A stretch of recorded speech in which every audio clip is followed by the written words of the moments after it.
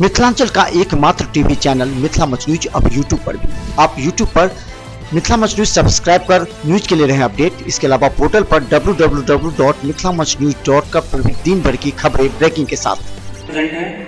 सभी को मेरी तरफ से बहुत बहुत गुड मॉर्निंग। आपका दिन अच्छे से जाए।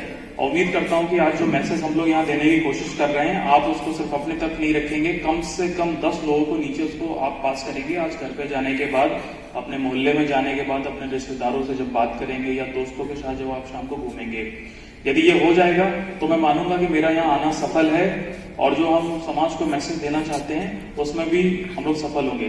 तो क्या ये होगा ना? बोलिए गुड। देखिए, मैं बात शुरू करने से पहले ये बता दूं कि ये मैसेज ऐसा नहीं है कि यहाँ पे जो हमारे बच्चे हैं, स्टूडेंट्स है, सिर्फ उनके लिए है। ये यहाँ पे प्रिंसिपल से लेके, टीचर से लेके, स्टूडेंट से लेके, इंस्ट्रक्टर से लेके, मेरे ड्राइवर बॉडीगार्ड जो है उनके लिए भी है। हमारे पत्रकारिता से जो हमारे बंधु, हमारे जो दोस्त, हमारे मित्र मौजूद है, मनोज दास जी, उनके माध्यम से ये मैसेज मैं बाकी पत्रकारों को भी, बाकी जर्नलिस्टों को भी, उनको भी देना चाहता हूं।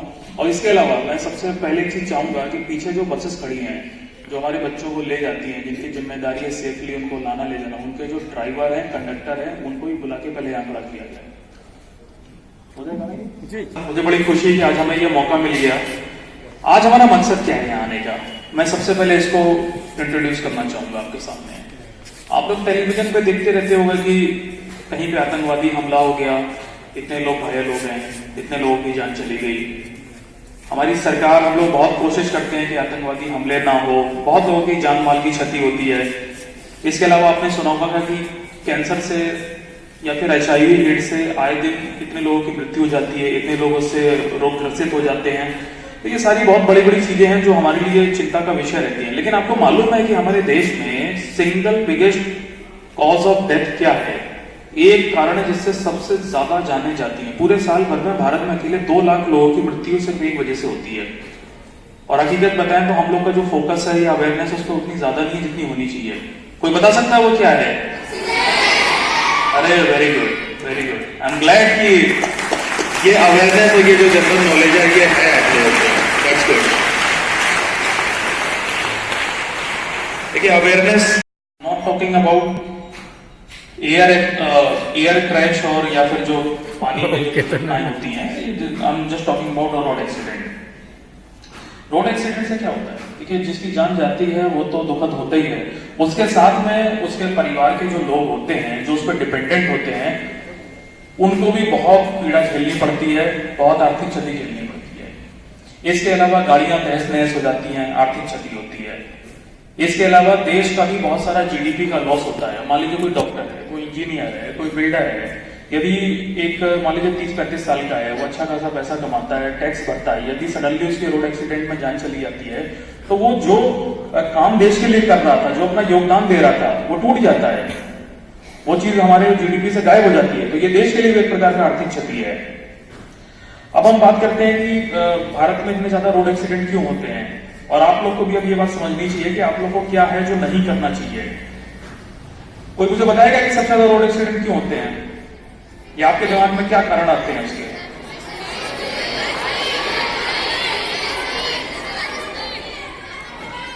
मुझे सुनाई दे रहा है, कोई कह रहा है हाई स्पीड, कोई कह रहा है खराब रोड। आपकी बातें बिल्कुल सही हैं। ये सारे one of the biggest problems हैं।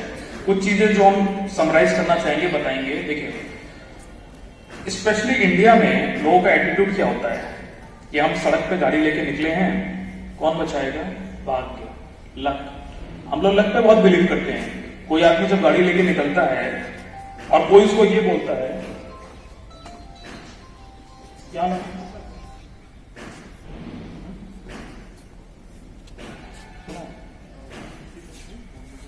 दोस्त को कहा, ये तो तुम मोटरसाइकिल पे बैठ के निकल रहे हो, ना तो तुमने हेलमेट लगाया है और ना ही तुमने बाकी प्रिकॉशन लिए। तो पता है उसने मुझसे क्या बोला?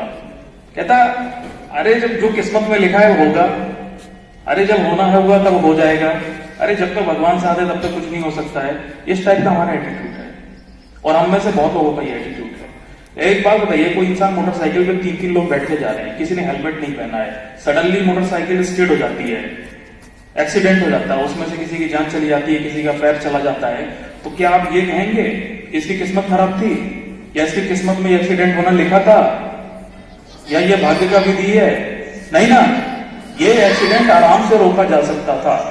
रिसर्च ये बताती है कि ज्यादातर रोड एक्सीडेंट में जो दुर्घटनाएं होती हैं, जो क्षति होती है, उसको बड़ी ही आराम से अवॉइड किया जा सकता था, जस्ट सिंपल प्रिकॉशंस लेकर के। इसमें कोई रॉकेट साइंस नहीं है, बट हम लोग इतना ज्यादा केयरलेस एटीट्यूड लेके चलते हैं कि हम उसको भी ध्यान नहीं देते हैं। कोई ज्यादा हम लोग को टोकता है तो हम लोग उल्टा उसी को डांट देते हैं, या ये बोल देते हैं अरे जो होगा देखा जाएगा, अरे किस्मत में है, जो होता है ना, आप लोग ने भी देखा होगा, होता है ना, ये जो लोग घर से निकलते हैं तो किस्मत पे आप लोग ज्यादा भरोसा करते हैं। इस एटीट्यूड को हमको बदलना है। दूसरी चीज है कि ड्राइविंग जो होता है ना, चाहे आप बस चला रहे हो या मोटरसाइकिल चला रहे, इससे ये एक स्पेशल काम है, इसकी ट्रेनिंग होनी चाहिए। बिना ट्रेनिंग अगर कोई स्टीयरिंग हैंडल पे बैठता है तो आप समझ लीजिए वो अपनी जान से खेल रहा है और दूसरे की भी जान से खेल रहा है। हकीकत ये कि हमारे देश में ट्रेनिंग को उतना ज्यादा फोकस नहीं दिया जाता है। ड्राइविंग लाइसेंस बनवाने से पहले आपका एक ट्रेनिंग टेस्ट होता है, उसके बाद ही ड्राइविंग लाइसेंस मिलना है। हम लोग कोशिश करेंगे कि इसको और हम सख्ती से अनुपालन कराएं। अब इसमें आप ये कर सकते हो कि आपके आसपास जो इंसान गाड़ी चलाता है, जिसको अनुभव है, आप उसे ट्रेनिंग लीजिए, कम से कम 10 दिन की ट्रेनिंग लीजिए। जब आप 18 साल के ऊपर के हो जाए, जब आपका ड्राइविंग लाइसेंस बनवाने का समय हो, पहले आप 10 दिन की ट्रेनिंग लीजिए, उसके बाद ही आप अपना ड्राइविंग लाइसेंस बनवाने चाहिए, वही सबके लिए बेहतर होगा। दूसरी चीज है कि फिल्मों में आपने देखा होगा, देखने से धूम मूवी आई थी एक जॉन अब्राहम की, देखा है ना सबने? फिल्मों में बहुत बार ऐसा दिखाया जाता है कि बड़ी ग्लैमरस बाइक है और 2-3 लोग उस पर दौड़ते हुए चले जा रहे हैं, हेलमेट भी नहीं लगाया है, हाई स्पीड में जा रहे हैं, एक्शन हो रहा है, उसी से गोली भी चला रहे हैं, उसी से चेज भी कर रहे हैं, सब कुछ कर रहे हैं। देखा ही है सबने। और टेलीविजन पे जो ऐड आता है, चाहे वो पल्सर का ऐड आए या किसी मोटरसाइकिल का है, क्या दिखाते हैं? High speed, high thrill, more power, 250 CC engine वगैरह वगैरह। तो मेरा ये कहना है कि आपको टेलीविजन पर जो दिखा रहे हैं उसको एज इट इज नहीं लेना है। देखिए वो एडवर्टाइजमेंट है, वो एक पर्पज से दिखाया जाता है। और फिल्मों में जो कुछ भी होता है वो स्क्रिप्टेड होता है, शूटेड होता है, उनके पास सारे प्रिकॉशन होते हैं, वो हकीकत में अप्लाई नहीं होता है। अगर आप हकीकत में कोई गाड़ी चला रहे हैं तो आपको सारे सेफ्टी प्रिकॉशंस लेने ही लेने हैं। ये मत देखिए चला रही थी आराम से बिना हेलमेट, ये वो, ये असल जिंदगी में नहीं होता है। असल जिंदगी में जो होता है, वो जो आसपास रोज आप देखते हैं वही होता है। Are you getting my point? चौथा सबसे बड़ा रीजन है नशा। अगर कोई शराब पी के गाड़ी चलाता है, बिहार में आपको पता है पूर्णतः शराबबंदी लागू है, शराब का एक बहुत ही सख्त कानून है जिसको पुलिस और प्रोटेक्शन डेली इम्प्लीमेंट करा रहा है। कोई आदमी यदि शराब के नशे में गाड़ी चलाने की सोचता भी है तो आप समझिए 90% चांस है कि उसका एक्सीडेंट तय है, उसी दिन तय है। नहीं होता है तो बस वो कल की देती है। शराब ही सिर्फ एक रीजन नहीं है। दरभंगा में बहुत बड़ी समस्या है कि कुछ बच्चे फोरेक्स ले लेते हैं, सिरप लेते हैं, और नशेड़ी गंजड़ियों के अड्डे पे हम लोग लगातार छापेमारी कर रहे हैं, गिरफ्तारी कर रहे हैं। कोई भी इस प्रकार का पदार्थ जिससे आपको थकान महसूस होती है या नींद आती है, उसको लेने के बाद यदि आप गाड़ी चलाते हो, एक्सीडेंट होना तय है। बस वो बात यह है कि आज होगा, कल होगा, परसों होगा, बस इतनी सी बात है। कोई भी प्रकार का नशा लेके गाड़ी चल रही है, नशा आपके शरीर को खोखला कर देगा। अभी आपको पता नहीं चलेगा, लेकिन जब आपकी उम्र 25-26 के पार हो जाएगी, जब बॉडी का ग्रोइंग स्टेज खत्म हो जाएगा, उस समय आपको पता चलेगा कि आपकी जो बॉडी अंदर से खोखली हो गई है। अब उसमें डॉक्टर भी ज्यादा कुछ नहीं कर सकता है। नशा इंसान को अंदर से खोखला कर देगा, सिर्फ बॉडी को नहीं, वो आपको आर्थिक तौर पर भी खोखला कर देगा। जो आपकी इनकम आ रही है, जो आप काम कर रहे हो, या घर से मान लीजिए आपको पॉकेट मनी मिलती है, अगर आप उसको गलत जगह पर डालते हो तो वो आपके आगे के लिए आपकी एक आदत बन जाती है। फिर इंसान वो जब नौकरी चालू करता है, पैसा कमाता है, तो अपने घर पे या अपनी समृद्धि पे लगाने के बजाय वो जाके किसी दुकान में ड्रग्स ले रहा है, चरस ले रहा है, शराब ले रहा है, ये ले रहा है। कंप्लीट फैमिली बर्बाद हो जाती है, कंप्लीट आपका जो करियर बर्बाद हो जाता है। पूर्णतः हम लोग को नशे से दूर रहना है। और आसपास कोई ऐसा इंसान दिख जाता है आपके रिश्तेदार में या दोस्तों में जो किसी भी प्रकार का नशा पान करता है, उससे दूरी बना लेनी है। आप प्रशासन को, पुलिस को आप बताइए, हम लोग उसको जो डी एडिक्शन सेंटर है वहां भी भेजेंगे, और अपने बड़े बुजुर्गों के ध्यान में ये बात लाएंगे। करेंगे ना हम लोग ये? गुड। एक और बहुत बड़ा रीजन होता है कि बहुत बार एक्सीडेंट सिर्फ इसलिए नहीं होता है कि आप गाड़ी गलत तरीके से चला रहे थे। कई बार एक्सीडेंट इसलिए होता है कि सामने वाला ही गाड़ी ठीक से नहीं चला रहा था। अब उसमें आप क्या करोगे? वो तो एक्सीडेंट होने के बाद पता चलेगा। तो इसमें 2-3 चीजें हैं कि कुछ गाड़ियां, जैसे मान लीजिए ट्रक है या बस है, इनका जो विजुअल एंगल होता है या विजुअल क्लियरेंस होता है काफी कम होता है। एक मान लीजिए ट्रक है, आप उसके बगल से गुजर रहे हैं मोटरसाइकिल से, ट्रक वाले को कई बार पता भी नहीं चलता कि बगल में मोटरसाइकिल है। इसमें सेफ्टी प्रिकॉशन लेना सबसे बेहतर है कि अगर आपको कोई बड़ा वाहन दिखता है, कोई बस दिख रही है या ट्रक दिख रही है, आप उससे दूरी बना लीजिए। यदि आप बाइक जैसी या कार जैसी छोटी गाड़ी का, आप पहले दूरी बना लो।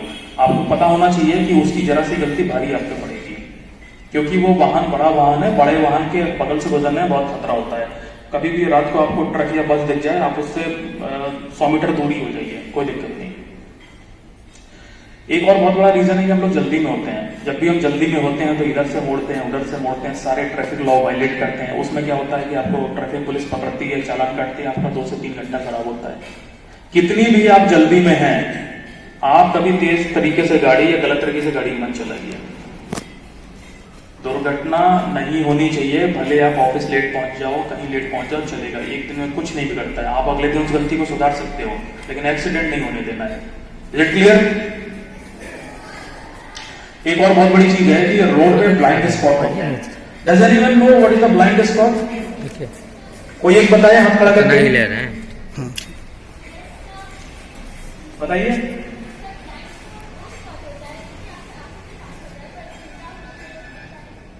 वेरी गुड, तालियां।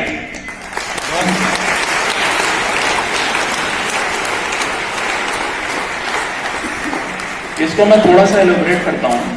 ब्लाइंड स्पॉट वो जगह होती है जहां पे कि कुछ ऐसे कारण होते हैं कि वहां रोड एक्सीडेंट होना स्वाभाविक है, लेकिन वो आम लोगों को पता नहीं चलता है। जैसे मान लीजिए कहीं पे सडन कर्वेचर है, सडन टर्न है, ऑब्वियस बात है कि सामने से उसको तो इधर का देख रहा है ना, गाड़ी तो इधर से आ रही है। जब तक वो गाड़ी सामने नहीं आएगी उसको देखेगा ही नहीं, और जैसे ही सामने आएगी तो फिर मौका नहीं रहता है। इस प्रकार के ब्लाइंड स्पॉट अगर आपको कहीं, देखो जो जहां रहता है उसको आसपास का पता रहता है कि यार यहाँ बहुत एक्सीडेंट होते हैं, यहाँ ऐसा है। अगर आप वहां पे अपनी गाड़ी से गुजर रहे हो कभी, पहले सतर्क हो जाना है। और दूसरा है कि अपने आसपास प्रशासन को बता देना है कि यहाँ बहुत एक्सीडेंट होता है, यहाँ पे गड्ढा है, यहाँ पे रोड गड़बड़ है, यहाँ पे रोड बहुत तेजी से मुड़ती है। तो नजर में जब वो बात आ जाती है तो हम लोग उसको ठीक कर सकते हैं, समय पर रेक्टिफाई कर सकते हैं। अब मैं आपको बताना चाहूंगा कि हम लोग दरभंगा पुलिस या फिर भारत सरकार या बिहार सरकार, हम लोग इसमें क्या कदम उठा रहे हैं कि इन स्थिति को हम ठीक कर सकें। सबसे पहले आपने देखा होगा कि कहीं पर रोड एक्सीडेंट हो जाता है और कोई आदमी गाड़ी से गुजर रहा है तो वो रुकना भी, बहुत से लोग होते हैं रोकते हैं, मदद करते हैं, लेकिन बहुत से लोग ऐसे हैं गाड़ी तुरंत भगा के निकल लेते हैं। वो ये सोचते हैं यार रुकेंगे, बॉडी को ले जाएंगे, हॉस्पिटल ले जाएंगे, फिर 10 सवाल हमसे पूछे जाएंगे, 10 बार बुलाया जाएगा, होता है, बहुत से लोगों का एटीट्यूड होता है। तो अभी जो नया व्हीकल अमेंडमेंट एक्ट आया है 2019 का, उसमें ये प्रावधान है good Samaritan policy. Good Samaritan policy का मतलब है कि यदि कोई इंसान अगर किसी रोड एक्सीडेंट में पीड़ित की मदद करता है, उसको हॉस्पिटल पहुंचाता है या कहीं भी, तो पुलिस और प्रशासन उनसे कोई भी सवाल नहीं पूछेंगे। आपका नाम क्या है, कहां से आए हो, क्या मोबाइल नंबर, आपसे कोई चीज नहीं पूछी जाएगी। आपको सिर्फ करना क्या है, आप अपनी मदद कर दीजिए, आप उसको हॉस्पिटल तक पहुंचा दीजिए या जो भी आप उसकी मदद कर सकते हैं। उसके बाद आप जाने के लिए स्वतंत्र है। ये नया कानून है, ये नया रूल है।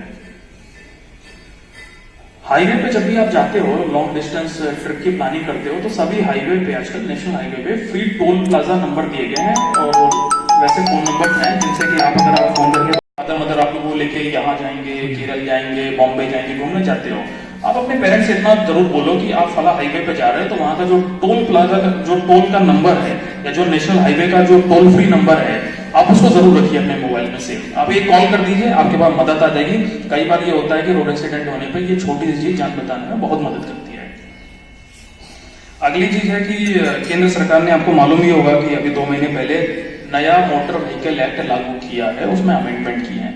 पहले जो था उसमें फाइन की जो राशि है काफी बढ़ाई है, और दरभंगा में इसको हम लोग शहरी क्षेत्र में बहुत ही अच्छे से इंप्लीमेंट कर रहे हैं। पिछले 10 दिनों में लगभग हमने 10 लाख रुपए का चालान कलेक्ट किया है ट्रैफिक वायलेटर से। मैं आपको थोड़ा बताना चाहूंगा किस प्रकार का फाइन है। अगर आप हेलमेट पहन के गाड़ी नहीं चलाते हैं, 1000 रुपए का फाइन है। अब सोच लीजिए किसी की 1000 रुपया महीने भर की पॉकेट मनी हो सकती है या किसी के 10 दिनों का वेतन हो सकता है। ये बहुत बड़ी आर्थिक क्षति है। तो किसी की जेब से यह ना जाए, हम चाहते हैं कि किसी की जेब से यह ना जाए। हम चाहते हैं ये पैसा आपके बचे, आपके एजुकेशन में या आपके अच्छे कामों में लगे। गाड़ी चलाते समय यदि आप मोबाइल का प्रयोग करते हैं तो 5000 रुपए का फाइन है। गाड़ी के दोनों तरफ नंबर प्लेट लगाना होगा, नहीं तो 2000 रुपए का फाइन है। ड्राइविंग लाइसेंस रखना होगा, नहीं रखते हैं तो 5000 रुपए का फाइन है। गाड़ी का यदि आरसी नहीं है तो 5000 का फाइन है। इंश्योरेंस अगर नहीं रखा है तो 2000 का फाइन है। यदि सड़क पर तेज गति से गाड़ी चलाते हुए पाए गए तो 5000 रुपए का फाइन है। गलत तरीके से, यानी कहीं पे वन वे लिखा है और आप उस वन वे में उल्टे दिशा में गाड़ी अगर ले जा रहे हो तो भी 5,000 रुपए का फाइन है। गाड़ी का परमिट साथ रखें। जैसे ये जो आपके है ना, जो स्कूल की बसेस चलाते हैं, ये एक कमर्शियल व्हीकल है। यदि गाड़ी का परमिट आपने नहीं रखा है और बाई चांस दरभंगा पुलिस ने आपको कहीं रोका या चालान किया तो सीधा 10,000 रुपए का फाइन है। या तो वो ड्राइवर के जेब से जाएगा या वो गाड़ी का जो मालिक है उसकी जेब से जाएगा। आप ये चीजें कन्वे कर दीजिएगा सबको। मोटरसाइकिल पे 3 लोग बैठे हुए दिखते हैं, 1,000 रुपए का फाइन है। या तो गाड़ी का चालक देगा जो मोटरसाइकिल चला रहा है, या गाड़ी का मालिक देगा। मालिक में ऑब्वियसली बात है वो पेरेंट होगा या फिर कोई जो चला रहा है वो होगा। 18 वर्ष यदि कम आयु का बच्चा गाड़ी चलाता हुआ पाया गया और इनमें से कोई भी उसका चालान हुआ तो सीधा चालान होगा 25,000 रुपए का। और माता पिता को उस केस में या मालिक को उस केस में 3 वर्ष तक की सजा हो सकती है। अभी हम लोग ने भंडार चौक पे यूनिवर्सिटी थाना के पास में एक 15 साल के बच्चों को रोका। उसने इन्हीं में से एक चीज का वायलेशन किया था, तो उसके माता पिता को बुला के हम लोगों ने 25,000 का चालान भी काटा है और जेल का भी जो प्रावधान है उसके लिए भी हमने कोर्ट को लिखा है। तो ये बहुत ही हैवी पेनल्टी है, जेल के टर्म में भी और पेनल्टी के टर्म में भी। तो अब हम लोग की जिम्मेदारी है कि हम लोग इसको डिसिप्लिन के साथ फॉलो करें और हम नहीं चाहते किसी का भी जो मेहनत से कमाया हुआ पैसा है वो इसमें जाए। लेकिन क्या होता है कि कानून का फायदा तभी होता है जब उसका डेटरेंस हो। डेटरेंस समझते हैं आप? उसका डर हो, उसका भय हो। तो उसके लिए मुझे लगता है सरकार ने बहुत अच्छी पहल की है और इन सब से जो पैसा कलेक्ट होता है चालान का वो रोड सेफ्टी फंड में जाता है और फर्दर उसको हम लोग ट्रैफिक के जो रोड सेफ्टी के काम है उनके लिए यूज करेंगे। इसके अलावा दरभंगा पुलिस में हम लोग ने शहर में 10 स्टैटिक नाका के पॉइंट डिसाइड किए हैं। जैसे दोनार चौक पे है, भंडार चौक पे है, लहरिया सराय थाने के पास है। वहां पे सुबह से शाम हम लोग चेकिंग करवाते हैं। चेकिंग इस पर्पज से होती है कि वहां पे क्राइम कंट्रोल की दृष्टि से हो। हम लोग डिग्गी खोल के जेब तक चेक करते हैं, कहीं कोई चाकू लेके हथियार लेके तो नहीं जा रहा है।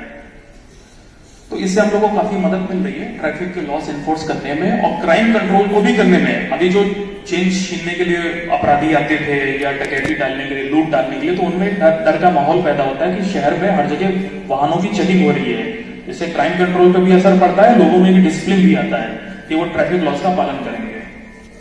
इसके अलावा हम लोग दरभंगा में कोशिश कर रहे हैं कि अब जो ऑटोमेटिक चालान काटने की मशीन होती है उसको हम लोग इंट्रोड्यूस करें। हमारे पास स्पीड गन भी है जिसको कि हम लोग एम्प्लॉय करेंगे और यदि कोई भी इंसान बाइक या गाड़ी तेज गति में जाता है तो उससे वो भी पकड़ में आ जाएगा, उसका भी हम लोग चालान उसमें करेंगे। इसके अलावा मैं आज आप लोग के बीच आया हूं। यहाँ से जाने के बाद हम लोग इस स्कूल से, इस डीवी स्कूल से एक वॉलंटियर, एक हम लोग कोऑर्डिनेटर अपॉइंट करेंगे और हम लोग जितनी भी जगहों पे ये प्रोग्राम कर रहे हैं सब जगह के कोऑर्डिनेटरों को हम लोग 1 हफ्ते बाद या 7 दिन बाद बुलाएंगे।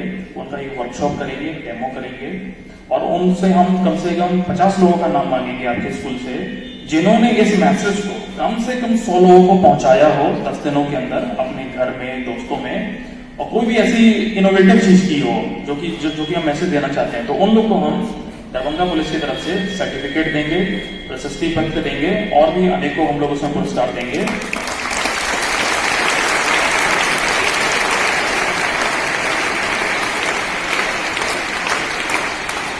और ये जो हमारा जो ड्राइव है, ये जो हमारा प्रोग्राम है, इसको हम लोग 1 महीने तक चलाएंगे। 1 महीने के अंत में ट्रैफिक या फिर रोड सेफ्टी अवेयरनेस मंथ का आयोजन करेंगे और उसके लास्ट में कंक्लूजन में सभी को बुला के हम कल परसों नरसों स्कूल प्रशासन के साथ मिलके आप इसके जो हमारे मैसेज है उसको नीचे पहुंचाएंगे और भी नई बातें उसमें जोड़ेंगे ताकि 1 महीने बाद जब हम लोग की मीटिंग हो।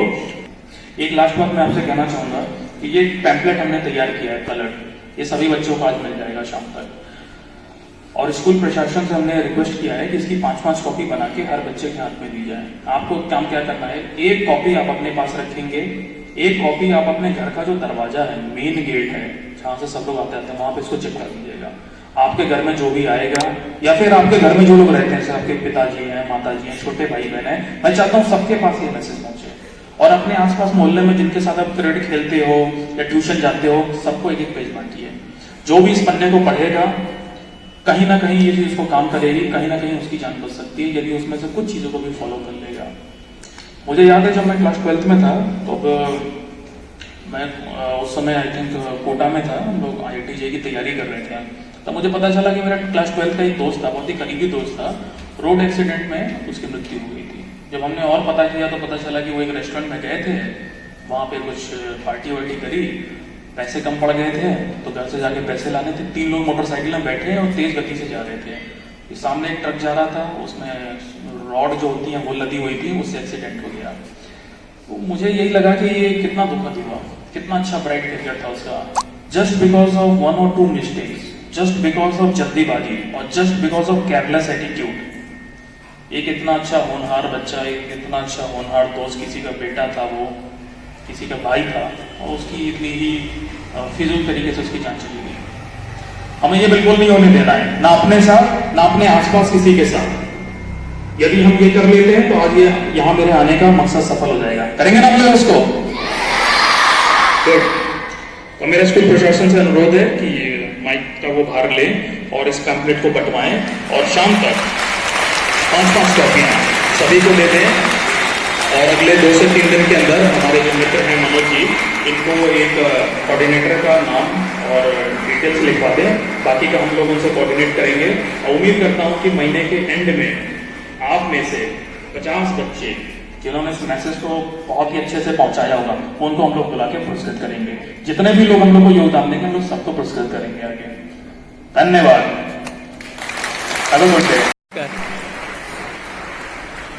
सबसे पहले आपको बता दें, कोई भी अधिकारी जिनका कार्य क्राइम और अपने कर्तव्य का निर्वहन कार्यालय में बैठकर या अपराधियों को पकड़ना है, वो अगर अपना बहुमूल्य समय निकालकर आपके पास आते हैं सिर्फ इसलिए कि आप में से किसी भी बच्चे या आसपास के घर में दुर्घटना से मौत ना हो, तो ये सबसे बड़ा क्रेडिट है इस दिन के स्वागत के लिए। और एसएसपी साहब यहाँ नहीं है, लेकिन उन्होंने भी सिटी एसपी के साथ मिलकर दरभंगा में कार्य किया है। और आप बच्चे याद होगा, पिछले वर्ष आप लोगों ने जागरूकता रैली में पैदल मार्च निकाला था, याद है शायद, और आप लोगों को पुलिस का सर्टिफिकेट भी मिला था।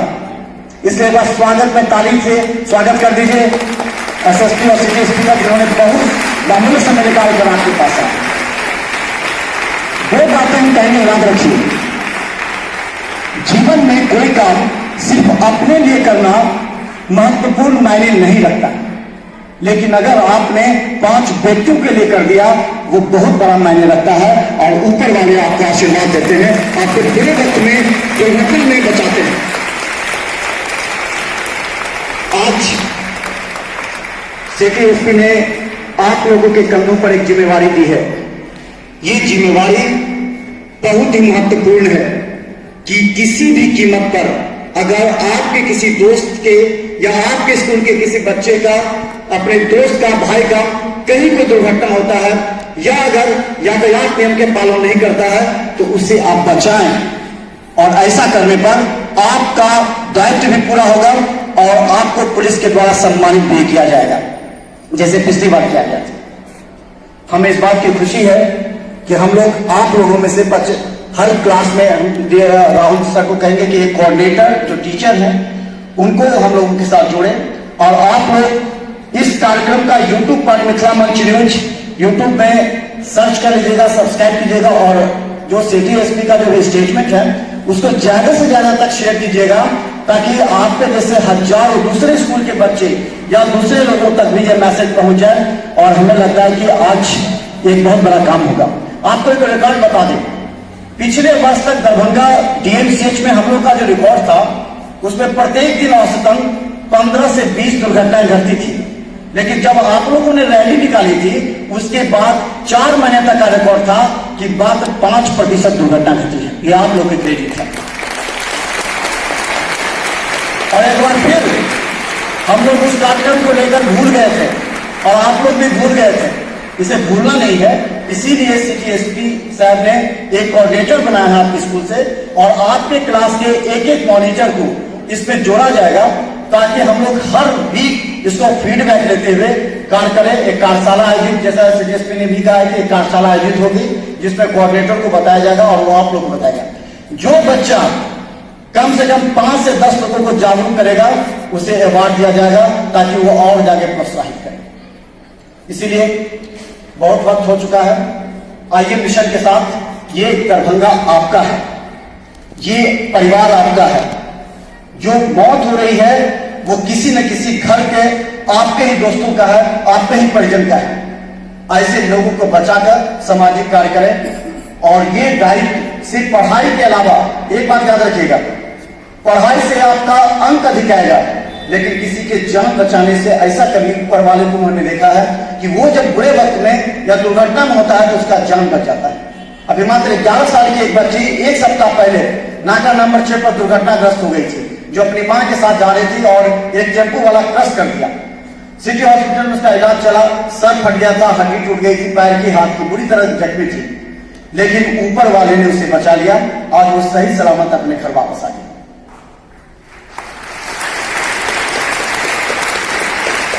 इसीलिए आज एक जिम्मेवारी आप लोगों के कंधे पर है।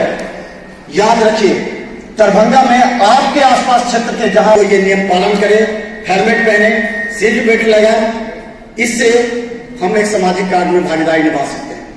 बाकी आप सर, राहुल सर बता देंगे कोऑर्डिनेटर का और आप लोग का।